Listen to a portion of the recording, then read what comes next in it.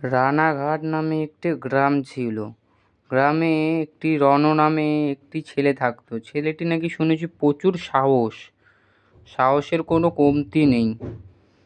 ওর মাসির বাড়ির থেকে অনুষ্ঠান শেষ করে বাড়িতে ফিরছিল। রাত্রেবেলা যখন ও বাড়িতে ফেরে, শোয়ার সময় রাত্রেবেলা যখন শোতে যায়, বিকট একটা কিসের চিৎকার শুনতে পায় রণ।